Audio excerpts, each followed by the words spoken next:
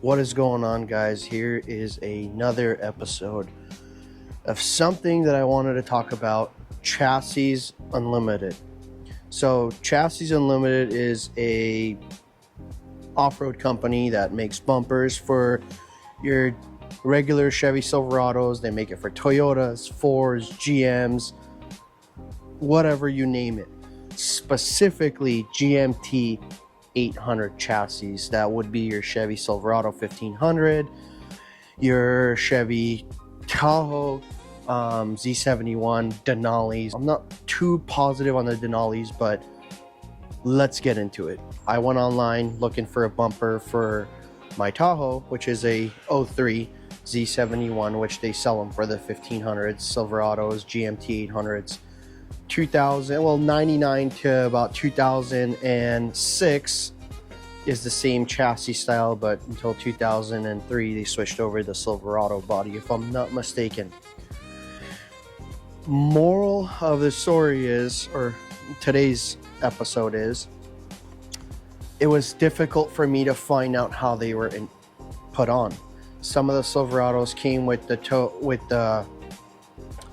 frame rails, some of them didn't, as far as the hangers.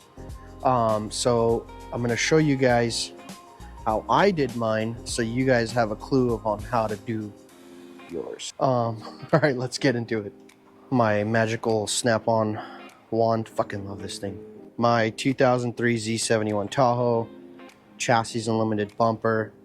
I have a Smitty built 10K winch on here with a factor 55.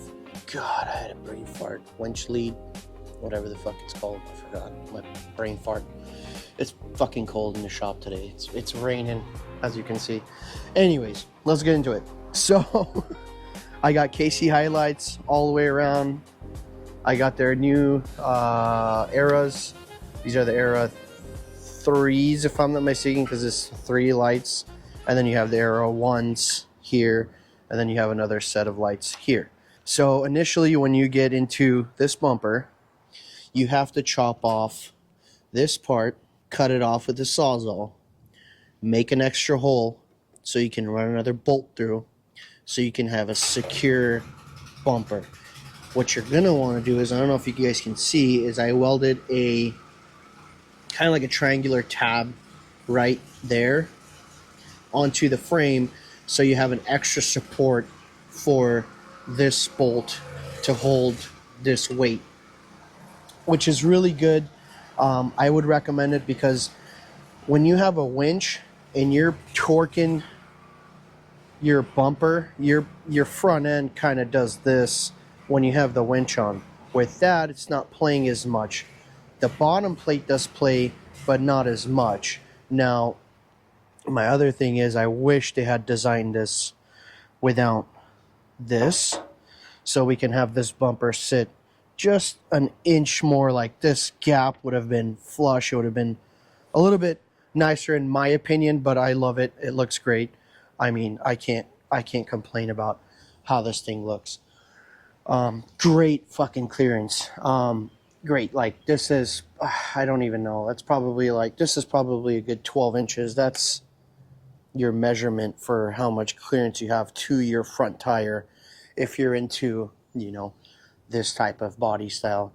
That aluminum plate, I got it custom made. I went to, God, what's the damn name? Industrial Metal Supply, and I picked up a piece of aluminum. Don't ask me how thick it is. I don't fucking remember. Memory's not so great with fucking mechanics. We know which bolt goes where, but we don't know what goes who. I got that. I took it to a bender, had him bend it, went all the way up, connected it to everything, and then now you have a nice skid plate instead of your plastic skid plate. So if you're handy with those, you can get those. Comes with D-rings. Obviously, you have your winch adapter. There has a winch plate on the bottom where you can bolt up your winch. I had to personally move my controller box into the cab, which I'll take a video of how I did that also. I lost my talking stick. So I hooked up my winch control. God, I'm making you guys go fucking blind over here. Sorry.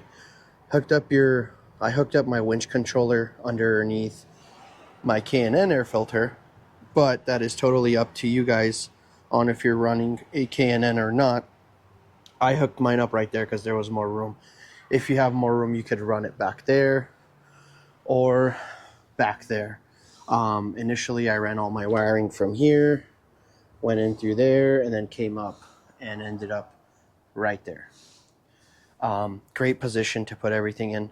Great chassis, great bumpers. And I heard they're sending you guys stickers now with your bumper. If you guys are listening, Chassis Unlimited, mark your days. I still haven't got my stickers. And one of the guys like, yeah, check your visors.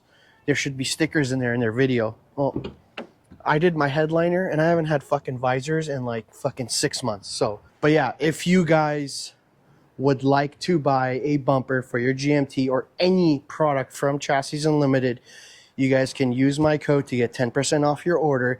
It is KAS03. So that's pretty much Godin's Auto Service. We're established in 2003, so 03, so KAS03, all caps. I'll put the link down in the description below for everything. I'll try to do my best. I'm not great at fucking videos. I suck at this shit. So if you like my channel so far, please like, subscribe. I hope everything will be as planned. I got 2 big projects coming up that'll take a little bit of time. I'll be doing some Cerakoting in a week or so during Thanksgiving because that's our slow times. Like I said, I got an 86 K5 Blazer that we're going to be doing a 4-link conversion front and rear with a Dana 60 Kingpin, 40-inch tires, roll cage, 6.0 LS, 6.0 LS2. Yeah, I'm gonna go all out, and then I do have a 1967 Chevelle project that I've been working on for about 3.5 years now, but I have a 2-year-old, so he kind of came into the mix while I was working on that project, so now it's just...